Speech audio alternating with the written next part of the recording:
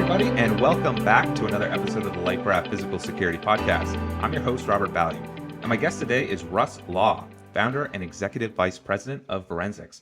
Now, Russ, the last time we talked, we had a really interesting chat about some of the mistakes that can sabotage an investigation. So as it's kind of related to security and investigations in the corporate world, what is the one thing that you would like to see practitioners stop doing? Well, first of all, thanks, Rob, for having me on. It's a real pleasure to be here. I appreciate it. With regard to investigations in a corporate setting, there's a big kind of divide as to the philosophy of those types of conversations that you need to have to do investigative interviews. Law enforcement, you're doing interrogations, and you have authority to do something if people are not cooperating in those investigations. In a corporate setting, the people who you're interviewing are your teammates. They're extended version of your team because they're your colleagues. Some example, they are executives in the organization. And so you have to take that into account when you're having a conversation with them, that you might be going to the same conference as them in a few months, or you might be seeing them in the lunchroom tomorrow. And so you can't just go in and say, shine a light in their eyes and say, okay, here's how it's going to be. It has to be a very focused, but a very non-adversarial conversation, even though a lot of times you're talking to somebody who is potentially going to be fired after this conversation because you're investigating one thing or the other. A slightly more softer, cuddlier approach. Cuddly. The cuddly corporate security person. No, I mean, I laugh, but in a way, you really do have to kind of pull out your diplomacy hat and say, okay, here's how we're going to approach this, because we've got a job to do. We've got to figure out who did this in this particular situation, but we don't want to necessarily alienate somebody. And we don't want it getting back up to management that, hey, your security team really did a scary interrogation of my staff. You don't want to leave kind of a bunch of chaos in your wake of unhappy managers and unhappy employees. But that also is, getting to know the business and viewing yourself as a part of the business and not this kind of side agency that is making sure the business doesn't screw up, which I think a lot of security professionals do. What I was thinking of in your answer is, if I was imagining myself in a law enforcement kind of role, I don't really need to worry about the fallout from an interrogation or anything like that if I destroy a particular relationship. But in the corporate context, first thing I'm thinking of is something like employee turnover. If you've got a security team going around doing these hard-nosed interrogations anytime something comes up, yeah, you might reduce theft in some way, but you're going to have a lot of people quit. That's precisely right. It's really interesting to peer into different company cultures. I've talked to security directors from Fortune 50 companies that are huge retail companies and have an awful lot of shrink. We're talking tens of millions of dollars per year. And they have a very hands-off approach to any type of accusatory interviews or anything like that. The optics that the management wants to portray can sometimes just flat get in the way of security doing what it's tasked to do. And that can be a very frustrating experience for people in security. It's gotten a lot more attention over the past few years, I would say, than it ever had before. It's interesting, too, that you mentioned in the last couple of years, it's become a bigger issue because the power that labor has at this point, or any particular employee, has completely shifted in the past couple of years with the unemployment rate, I don't know, wherever it is, like 5%, 6%. Mm-hmm. If I feel like I'm being unfairly treated by management, there's like 10 other offers down the street or whatever. I can just walk across the street. I don't have to put up with any kind of BS from the security team if I'm upset about that. Right, you're just going to walk away. I think that's happening more and more, and it's kind of struck a lot of fear into a lot of management teams that we can't even hire anybody to fill these positions. And it's almost like a self-fulfilling prophecy of bad things going to happen, because what ends up happening is you have this chain reaction of management says, okay, we have to fill these spots, and we're not going to wait on background checks anymore. We're not going to do any screening. And so they end up hiring people who are not the best hires. And then when an incident occurs, and occurs more often, the security team is a little bit neutered and can't go after the people who they need to go after because management's so afraid of losing people. And what ends up happening is that you actually are creating this kind of it creates kind of this negative culture within your organization that people feel like there's nobody in control. And I feel like security, the role of security kind of nudges that feeling of accountability and keeps things on track a bit when they're doing their job right. Right. One of the keywords there that I clued into was process driven. I think that's kind of a nice transition to, at this point, I would be thinking, okay, what are some tips, Russ, that maybe that you could offer listeners to actually implement this philosophy of considering more the employee experience? I would say to stay curious about the business is probably the best advice that I would give anybody. And I go back to, my comment about the oil business. I mean, when I first started at ExxonMobil, I went and bought a copy of The Prize, which if you've never read it is about a 8 billion page history of the oil industry. And so, that would be my advice is get mentors within the organization. And by mentors, a lot of people think of mentors as being somebody they're much older than me, and we have these very formal meetings and they tell me how I'm supposed to do things. And I think that's kind of a flawed approach. I mean, I have countless mentors for lots of different things, some of whom are years younger than me. One example that I do have from my ExxonMobil days of a mentor is actually a guy named Hank Sarno, and I told him I was going to drop his name. Hank he's a former police detective, and I got thrown into a very big information brokering case very early in my career as the lead investigator. And I really didn't know my up from down at that point. I hadn't done many investigative interviews. Like I said, I was recruited right out of grad school. And so I didn't have the on the ground experience that a lot of people did. And so Hank helped me through that investigation by really just letting me observe the way that he interviewed and helping me understand, how you set the stage for this type of interview. And it was really interesting because Hank was one of those people who made that transition beautifully from law enforcement to corporate security. He had this whole process of going in and kind of being disarming when he talked to people, even people who we knew based on the evidence that we knew this was our bad guy. You still go in with a smile and you have the conversation.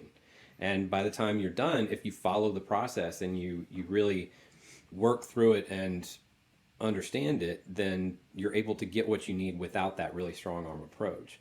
I wanted to kind of dive in there about the specific meetings you had there with when you would be sitting beside Hank. What kind of things would he do during a corporate investigation that might be different from something in law enforcement in those types of situations? I think it probably is a whole lot of different kind of micro actions, I would say, as opposed to a totally different approach. Because at the end of the day, an interview is meant for discovery. It's meant to gather information, to or confirm information or disconfirm in some senses. One thing that I really took away from him that I think has benefited me whenever I've done interviews, whether it's interviews with a witness or a suspect or whoever, is setting the expectations right away. Here's what we're doing. Here's why we're here. You're participating in this, I would say, part of your job to help us find A, B, and C. Our goal is to make sure that everybody here is safe and secure in their jobs. And we're going to ask you a few questions about that, and we're going to have a conversation about it. And usually that works pretty well. I mean, you always get people who just absolutely positively just decide that they don't want to play ball, which I've experienced as well.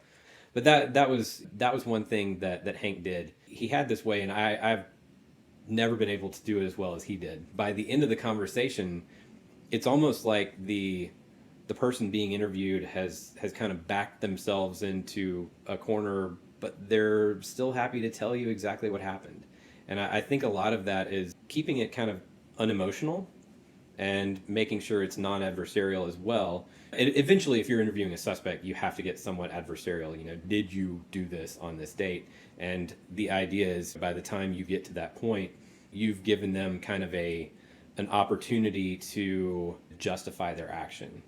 And usually when people justify their actions in their own head, they feel very free to admit it. And that's actually that particular psychological reaction is something we've added in our software as well. That's part of the psychology behind it, is that once people feel comfortable with things in their head, they're more willing to just say, yes, I've done that, because it's okay. You mentioned technology there, and I think that's a good segue to one thing that you're working on quite a lot of is how are you using, or how do you see security practitioners using technologies to not just conduct investigations more efficiently, but also improving that employee experience for the rest of the business? So I guess there's a lot of different ways. So I'll stick to what I know, which is the investigative interview piece, because that's the piece that Verensics focuses on the most. What I noticed in my time in corporate security is that there's quite a few things marketed to security folks. Most of them are around physical security, cameras, locks, bulletproof cars, all that fun stuff. There's not a whole lot of, I would say, tools that assist you in the actual interview, which the investigative interview is a really time-consuming, unscalable monster of a thing that can just inflate to basically fill whatever time frame you have. I've had this kind of, I don't know if you would call it inclination, is probably the best way I can put it, to try to use technology as something that can help you do more with the same resources. And I was a journalism major as an undergrad, and then I had a criminal justice master's, so I was never formally schooled on anything technology. But when I first started working for Exxon, one of the things I noticed was the program they used to report security incidents was really bulky and hard to use, and you couldn't use it across international borders, and like people were sending these huge files, and this was back in like 2001, when a huge file was a really bad deal because it could take days. I took that as kind of like a wow, we could change this. We could use technology to fix this. We ran a project and we did, and that kind of gave me the bug to use technology in ways that could help us scale what we were doing and help us collaborate on what we were doing. And I've taken that into kind of, I would say, my post-corporate life in incorporating that into what Verensics does, which is an automated online interview.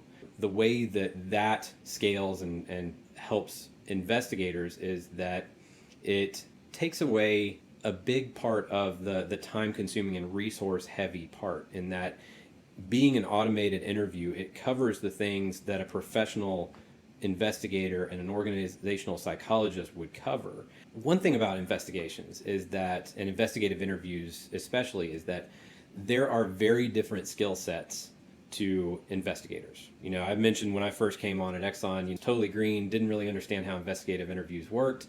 And if you threw me into a room 14 years later with the younger me, I would have torn him to shreds.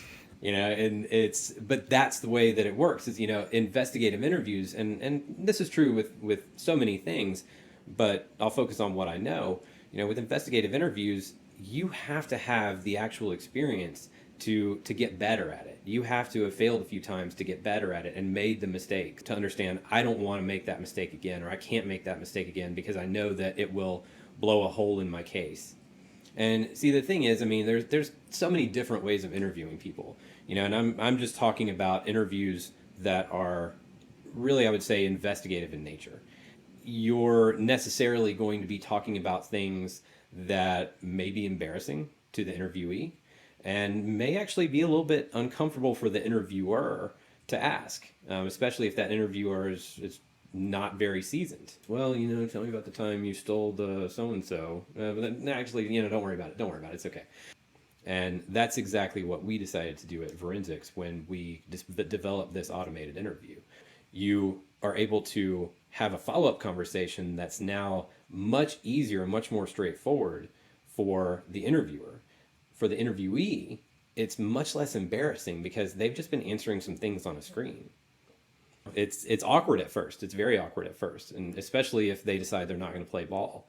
When I had one more Exxon story and then I'll stop. When I was the security advisor in London for a while, and we had this case where a laptop was stolen from, this research and development area. And, at first, the person whose laptop it was didn't want to help me out. And he was like, no, I didn't have any proprietary information on that. I was like, you literally work for R&D. Yeah. Like, It's all kind of proprietary. I don't believe that. And then we had this engineer who happened to work like a few offices from where the laptop disappeared. And he was a bit older and he had been with the company for a long time. No matter how nice I was in asking for an interview, he absolutely patently refused to sit down with me. He was not a suspect by any means. And I told him, I was like, look, I just need to get some information. Totally refused. By the time everything had kind of settled, I didn't know enough at the time to really understand how to navigate that. It ended up getting escalated way beyond what it should have, to where you had, the head of security and the head of research and development butting heads at that point. So that's an example of how it can just get a little bit out of control if you don't manage it correctly. Well, Russ, we're coming up on all the time that I promised to steal from you today.